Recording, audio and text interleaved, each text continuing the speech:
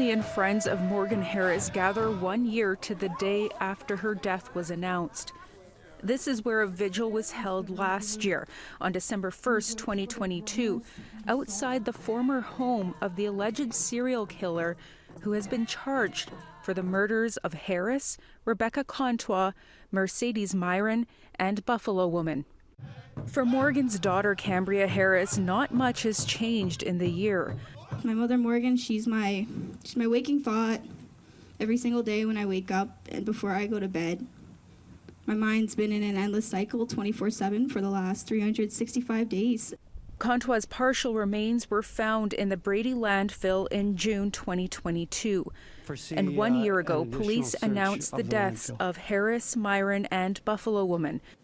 They told the public their remains may be in the Prairie Green landfill north of Winnipeg.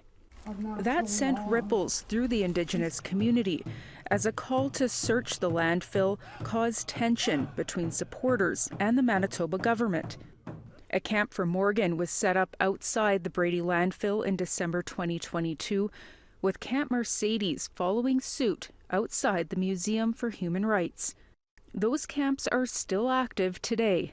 This last year has been probably the hardest years that I've ever had to face in my life. It was 1 year ago that mine and my family's life had changed forever. And it's not changed in a good way.